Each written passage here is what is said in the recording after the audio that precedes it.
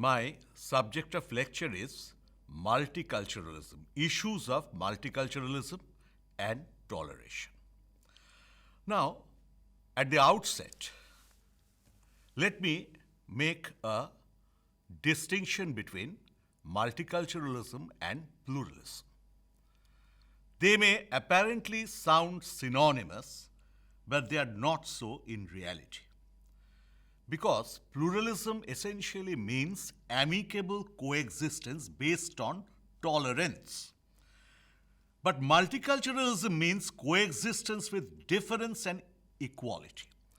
Now, in medieval India, there was a rich tradition of syncretism symbolized by Sri Chaitanya, Nanak, Kabir, Dadu, and others. But that was contingent on the perpetuation of the structure of domination, hierarchy, and inequality.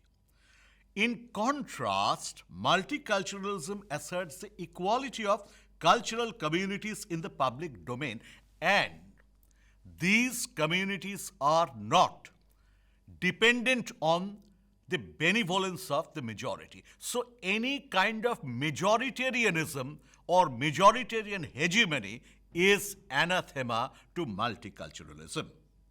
But in plural societies, dominance is orchestrated in the public space through structures of inequality. When it comes to the relation between multiculturalism and democracy, we may safely say that multiculturalism means an enrichment of the democratic discourse and an extension of the democratic principle. I would add to it one more thing. It means the elevation of the democratic principle to a higher pedestal, and an extension, or rather a kind of solidification of the democratic urge, the democratic spirit. And here is a challenge to the liberal ideology of neutrality, because neutrality always sustains the structure of dominance and nurtures what we call cultural discrimination. In other words, the insignia of multiculturalism is heterogeneity in the public sphere. Now, let me introduce to you three metaphors. Initially, the metaphor of the melting pot was used. What does melting pot mean? It's a place where the variety of peoples, cultures, and individuals assimilate into a cohesive whole. When you apply heat to certain metals, what happens? They melt together.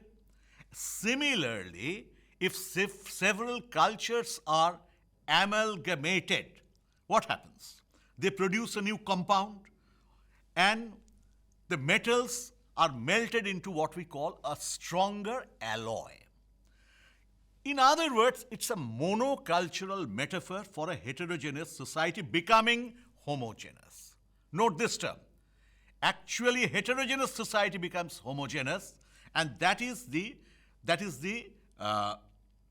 the melting pot is a symbol of that. So we find an influx of foreign elements with the potential to create disharmony in the previous culture. Here the foreign elements are assimilated.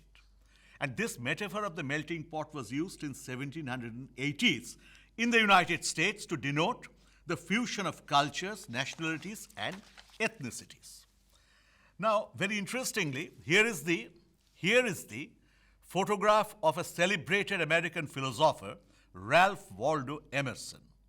I would simply limit my comments on this slide by saying that Emerson used an entirely new phraseology, and that was smelting pot. Not melting pot, but smelting pot. What he meant was a kind of cultural and racial mixture. Now comes yet another analogy, the blast furnace. This analogy is about the transformation of Irish, German, and English immigrants into American. So they are not retaining their indigenous identity. They are all being amalgamated and assimilated into the hegemonic American culture. You see here what we call Americanization.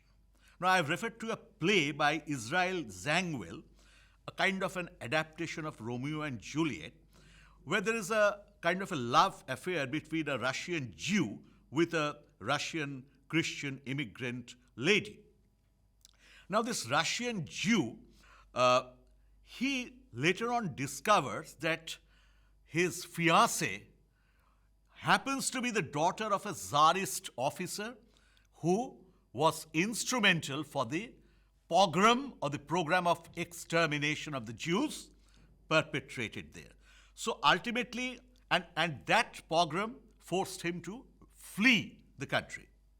Finally, there is a reunion and celebration of the new American man, where they all unite to build the Republic of Man and the Kingdom of God.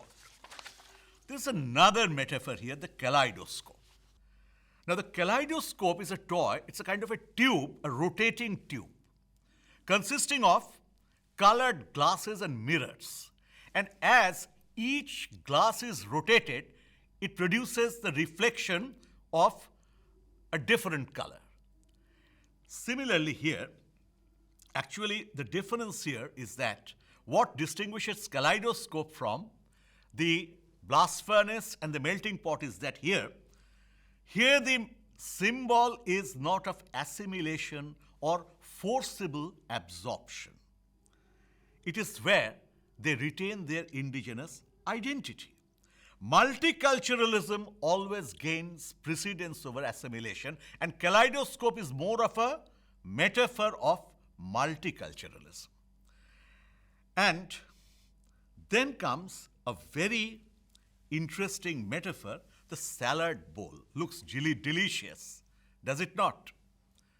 Tomato, peanuts, cucumbers, all these can be very easily distinguished here.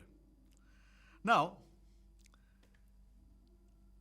the salad bowl, the melting pot theory, is being gradually disregarded. It is gradually losing its relevance.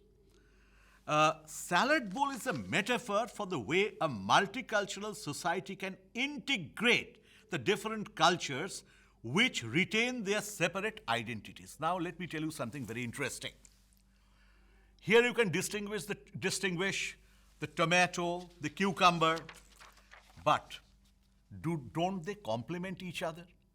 When we consume salad, when we find the salad bowl on the table, we find it delicious, but all the components are there with their distinctive identity, and all add to the taste of the whole. That is the concept of hybridity. Whenever the question of integration of immigrants is concerned, there is always a kind of category of immigrants whom we characterize as hybrids. That means, take for example the Afro-Americans, take for example the Indian Americans, take for example the Hispanics. Now let me tell you a story, a serio-comic story. Hybrid culture is sometimes technically described as bastard culture. But it has nothing to do with bastards. Bastard is a pejorative term. Once, one of my relatives, while referring to two small children whose mother happened to be a Bengali, but the father happened to be a South Indian, so there was a case of mixed blood, a racial mixture. So he used the word bastard culture. And this incurred the wrath of the angry mother, who felt that he was characterizing her sons as actually it was the grandmother, who found her grandchildren being called the products of a bastard culture. But actually, that even led to a separation, though the person who said it profusely apologized. But what the angry grandmother didn't realize was that this epithet, bastardized culture, had nothing to do with bastard. Had he used the word hybrid culture, no such misunderstanding would have arisen. So actually the crux of this salad bowl metaphor is that the newly arrived immigrants do not lose the unique aspects of their culture, and they are very much identifiable within the larger American society. And they contribute to the overall makeup of this salad bowl. Here we find a cultural salad bowl, and it's a much more optimistic and idealistic kind of a metaphor, though some say that melting pot is historically more accurate. Even if that is correct, but it goes without saying that the salad bowl metaphor symbolizes the promotion of diversity. It is a much more inclusive concept. And the insignia of multiculturalism, it's its inclusiveness, respect and tolerance for other ethnicities, learning from other heritages, and exchange of experience. Now, can we call the American society as truly multicultural? I have two examples, one from the days of antiquity and one very current, very modern, very contemporary. Do you recognize this legend? It's Christopher Columbus, known to be the discoverer of America, but he was not the discoverer of America. He discovered a part of the West Indies. Today, actually, when we think of Columbus, the very thought of Columbus sailing in the tumultuous and turbulent seas with the surging waves in that ship Santa Maria evokes in us a feeling of adventure, a feeling of thrill. But little is known about Columbus's torture, Columbus's persecution of the natives of the country he had discovered. Today, Columbus is an object of hatred. He is an object of complete, I would say, complete rejection, reprobation. Why? He is now characterized as a tyrant. In the Guanahani Island, there were 5 to 15 million indigenous people, and they were ruthlessly exterminated by Columbus.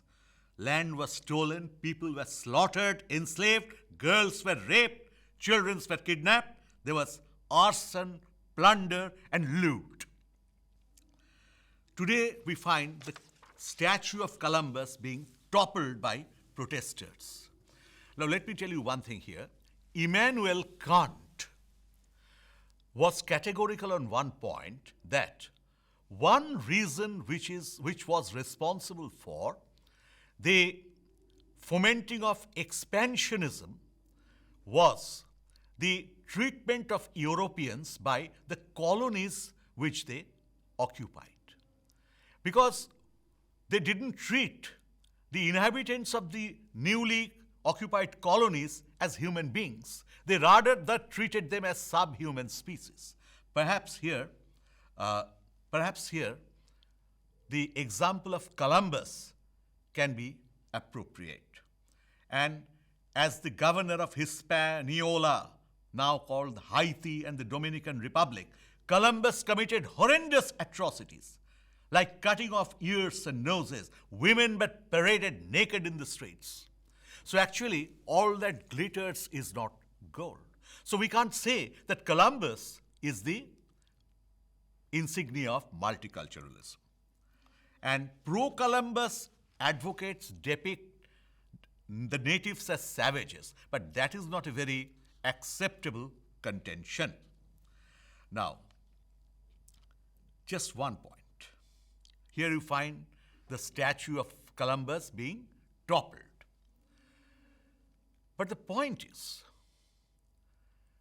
does the pent-up anger against the misdeeds of Columbus, exonerate the misdeeds perpetrated by certain people in contemporary America? While America wants to expose Columbus and his misdeeds, the next slide contains a picture which will really cast doubts on America's credentials as a multicultural country. You must be very much acquainted with this heart-rending picture, which is too savage to be spoken. The pen shrinks from recording, and the voice shrinks from pronouncing or uttering. The brutal murder of Floyd George, a 46-year-old black, on the 25th of May 2020 by a police officer. Now, as you know, the blacks, nowadays they are no longer called Negroes, they are called blacks. Racial discrimination was very much in vogue in America. There is an incident about Swami Vivekananda. Once, when Vivekananda entered a hotel in the United States and asked for accommodation in the reception counter, the person in the reception counter asked him, "Are you a Negro?" And Swamiji's reaction was to just turn away and walk out of the hotel. He knew he was not a Negro. Had he said that I'm not a Negro, I'm an Indian, he would have been granted accommodation there. But he considered it beneath his dignity. He considered it beneath his, he considered it an outrage on the dignity of man to be considered eligible for accommodation on the basis of his color.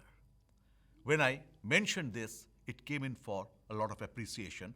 I, of course, dedicated the entire appreciation to Swami Vivekananda, and I do so here also.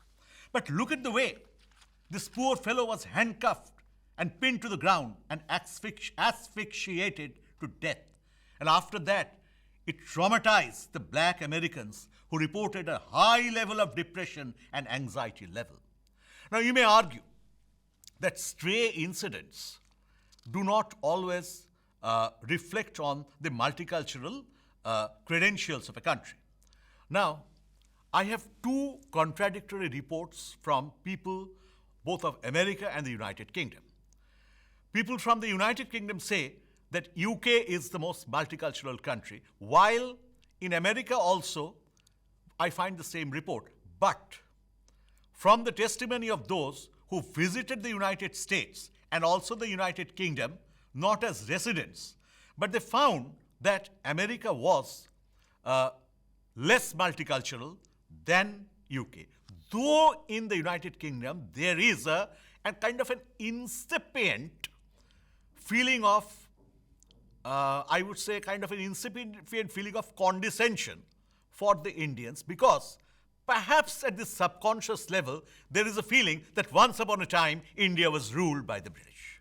But overall, if you consider the track record of UK and USA, perhaps UK will win the day, and Queen Elizabeth was a votary of multiculturalism. The lately deceased Queen Elizabeth, who had a fund of goodwill for India, as we all know, she had a multicultural orientation.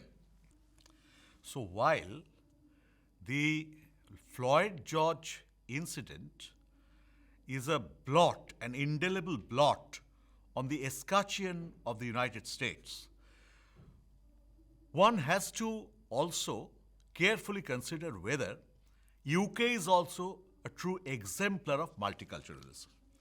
Now, we find David Cameron, the ex-Prime Minister of the United Kingdom, saying that multiculturalism has failed. And he even once told the New Statesman that we have even tolerated these segregated communities behaving in ways that run counter to our values. This very word toleration has an incipient tone of arrogance. Vivekananda didn't like this word toleration at all, and he considered it intrinsically incompatible with, kind of an anathema to his long-cherished values and ideals of a just, secular, and equalitarian, inclusive society. Now, the question is, has multiculturalism failed? The ex-Chancellor of Germany, Angela Merkel, and then the former Prime Minister of Spain, Jose Maria Aznar, feel so. And we find that in the United States, the Indian-American identity itself is contested. And the Indian Americans born in the United States are much more likely to report being victims of discrimination than their foreign-born counterparts. Now, the question is, if this is considered correct, can we regard India to be the ideal exemplar of multiculturalism? That is the million-dollar question to which we now turn. Now, India is a multicultural, multilingual, and multireligious nation, and with a reputation of embracing multiculturalism before any other country in the world. Yet, we find instances of foreign students coming to India to study, encountering discrimination here. I have pointed out a few instances here, and this really makes us feel swallowed by the ground. How can such instances of persecution on foreign students be perpetrated in a country like India? We find here Harry Stevens saying that in India the whites are welcome, but the blacks are not. Look at this incident in February 2016, where a Tanzanian student in Bangalore was pulled out of her car, assaulted and stripped by an angry mob after a 35-year-old pedestrian was knocked down by a Sudanese student in another car. So this has also besmirched the Indian escutcheon. And though it may be argued that exception proves the rule, but it is simply a matter of pity and shame that such incidents in India should occur. Why should even one such incident occur in India? So today, this is being attributed to colonial hangover, xenophobia. The social media is replete with such phrases. Then look at this testimony of one who says, I am an African American in the IT field. I have lived or traveled in the UK and most of the European Indian countries. Of all the countries I have been to, India ranks way up there among the most racist. Now, just because somebody has dared to speak out, we cannot just wish away his allegation as something motivated. We have to do some self-introspection. We should give a patient hearing to his side of the story. What interest should he have in unnecessarily belittling or denigrating India? He must have encountered some undesirable incident which has caused him such agony, which has caused him some pain. So we should be empathetic towards him, not sympathetic, but empathetic towards him. In the last slide, I am referring to some of the votaries of multiculturalism. Surely Mahatma Gandhi's epic struggle in South Africa, which was emphatically supported by the Indian diaspora, ranks first. It was he who inspired Martin Luther King's struggle against racial discrimination. Nelson Mandela was full of admiration for Mahatma Gandhi. May I add that he was also full of admiration for Netaji Subhash Chandra Bose, who created a wonderful unity of communities in the Azad Hind Fauj, where he welded together diverse communities into a single cohesive unit. And then there is Tagore. Tagore was the votary of multiculturalism. I had the opportunity of hearing from Bashobi Fraser, the famous Indian poet now residing in Edinburgh, recipient of CBE Award, the pride of India, the pride of Bengal. Bashobi Fraser considers the United Kingdom as the ideal example of multiculturalism, and she has worked on Tagore. She feels that Tagore was perhaps the best and the most resplendent embodiment of the ideal of multiculturalism. If we look at his national anthem, Jana Gana Mana Adhinayaka Jayo He, that national anthem, far from being an eulogy of King George V, as is alleged by many, it rather is permeated with the spirit of multiculturalism. Punjab, Sindhu, Gujarat, Maratha, Dravida, Utkala, Bongo. Well, just look at this and we'll find that spirit of multiculturalism radiating right throughout the national anthem. But perhaps, and I end with this, perhaps the best example of Tagore's multiculturalism is his poem Bharato Tirtho, where he treats India as a pilgrimage and where diverse communities assemble at the confluence of the great ocean, the shore of that great ocean that is India. Himor Chitto Purna Tirthe Jagore Dhire Ei Bharoter Mahamanober Shagoro Tire Hethaye Daraye Dubahu Baraye Nomi Noro Devotare Udaro Chande Paramanande Bandana Kori Tare ধ্যান গম্ভীর এই যে ভূধর নদী জপ মালা ধৃত প্রান্তর হেথায় নিত্য harrow পবিত্র ধরিত্রী রে এই ভারতের মহামানবের সাগর তীরে হেথা একদিন বিরামবিহীন মহা ওঙ্কার ধ্বনি ওঙ্কার মিন্স দ্য কসমিক সাউন্ড হৃদয়তন্ত্রে জপের মন্ত্রে উঠেছিল রণরণী তপস্যা বলে একেরও অনলে বহুরে আহুতি দিয়া immolating the many in the fire of the one, that is unity in diversity. বিভেদ ভুলিল জ্বালায় তুলিল একটি বিরাট হিয়া. But actually in India, Tagore doesn't speak of unity in diversity. He rather speaks of unity with diversity. That is multiculturalism. সে সাধনার সে আরাধনার যজ্ঞশালার খোলো আজি দ্বার হেথায় সবারে হবে মিলিবারে আনত শিরে এই ভারতের মহামানবের সাগর তীরে এসো হে আর্য এসো অনার্য হিন্দু মুসলমান এসো এসো আজ তুমি ইংরাজ এসো এসো খ্রিস্টান এসো ব্রাহ্মণ সূচি কর মন ধরো হাত সবাকার এসো হে পতিত হোক অপনীত সব অপমান ভার মার অভিষেকে এসো এসো তরা মঙ্গল ঘট হয়নি যে ভরা সবার পরশে পবিত্র করা তীর্থ নীরে আজি ভারতের মহামানবের সাগর তীরে। Thank you.